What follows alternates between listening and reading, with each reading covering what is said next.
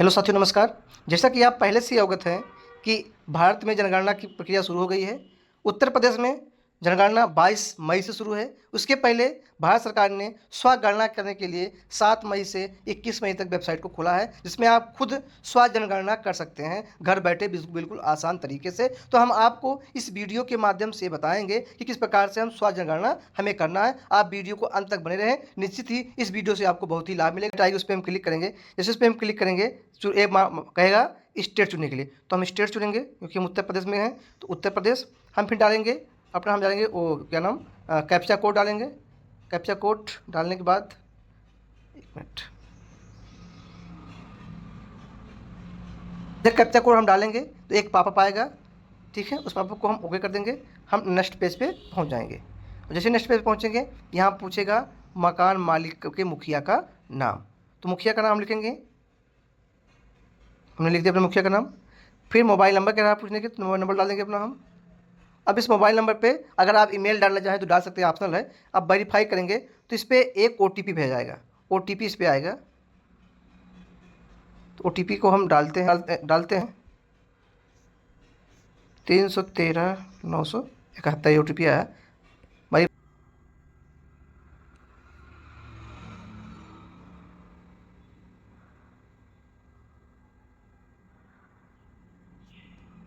ये लोकेशन मिल गया हमारा।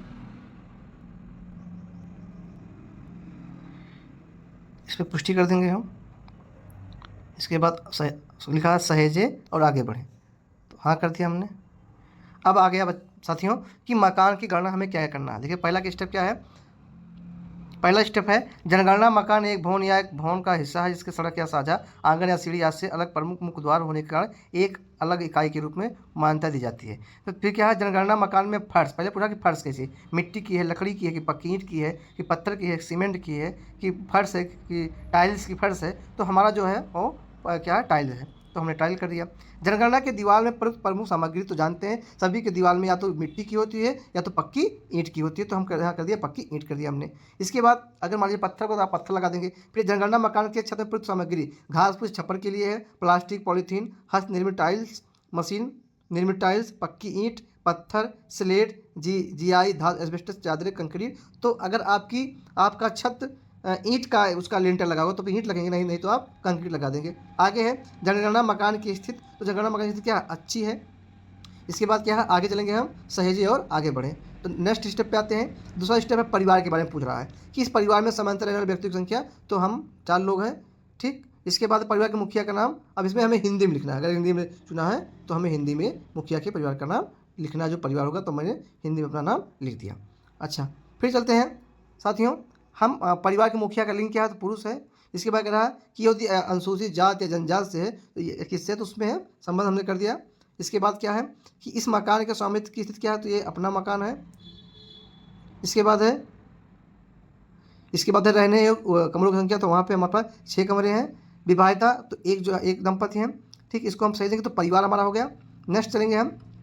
नेक्स्ट हमारा है परिवार के क्या क्या वहाँ पे सुविधा है। तो पेयजल का मुख्य स्रोत नल का पानी, उपचारी स्रोत तो ये नहीं है। नल का पानी अन्य उपचारी स्रोत ये भी नहीं है। तो हमारे मकान में क्या है, हम यूज करते हैं हैंडपम्प से। तो हमने हैंडपम्प क्लिक कर दिया। अब कह रहा है कि हैंडपम्प पे अगर क्लिक किया है तो हैंडपंप है कहाँ, तो पेयजल की स्रोत की उपलब्धता परिसर के अंदर हैंडपंप है कि बाहर है, तो हमारे अंदर, अगर परिसर के हमारे अंदर है। यदि आपके निकट होगा तो निकट कर दीजिएगा। फिर इसके बाद प्रकाश का मुख्य स्रोत बिजली, मिट्टी का तेल, सौर ऊर्जा, अन्य तेल, अन्य प्रकाश रहित। तो हमारे घर में प्रकाश का मुख्य स्रोत क्या है, बिजली। हमने बिजली कर दिया। शौचालय की सुलभता केवल परिवार के उपयोग हो, अन्य परिवारों के साझे में, कि मतलब कहेंगे मतलब एक लाइटिंग है उसको परिवार यूज़ करता है या काफ़ी लोग एक मतलब लाइटिंग को यूज़ करते हैं, तो हमारा केवल परिवार के लिए उपयोग होता है। फिर है शौचालय का प्रकार सीवर लाइन, सेफ्टी टैंक। तो हमारा जो है शौचालय वो सेफ्टी टैंक पे बना हुआ है, तो हमने सेफ्टी टैंक कर दिया। अगर 2 गड्ढा है तो ये कर दीजिएगा, एकल गड्ढा है जिस प्रकार सा है इसको आप इसमें क्लिक कर दीजिएगा।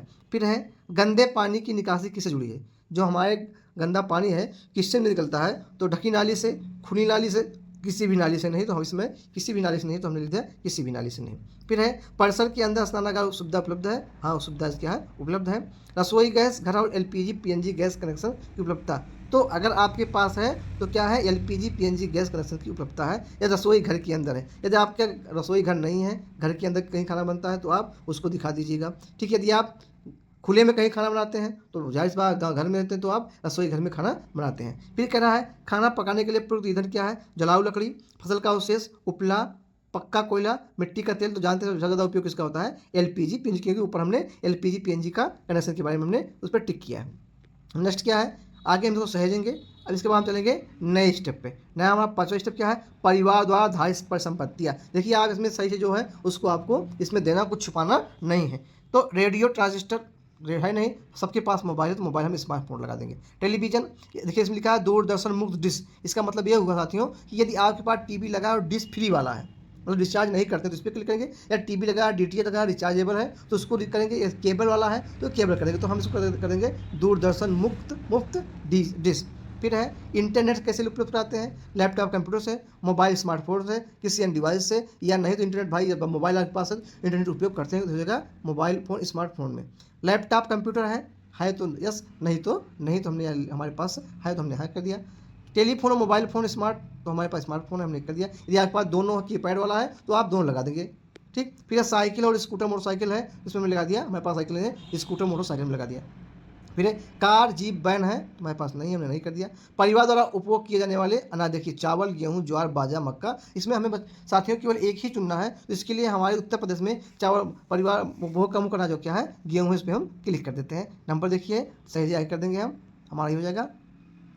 अब इसके बाद अब एक बार इसको हम पूरा हम एक बार मिला लेंगे कि जो हमने किया है वो सही है कि नहीं पूरा है। तो हमने पूरा मिला दिया, इसको सही है पूरा। एक बार हम चेक कर लेंगे, एक बार चेक करने के बाद हम चलेंगे नीचे। अब कह रहा कि पुष्ट करें और सबमिट करें, तो हमने पुष्ट करके सबमिट कर दिया।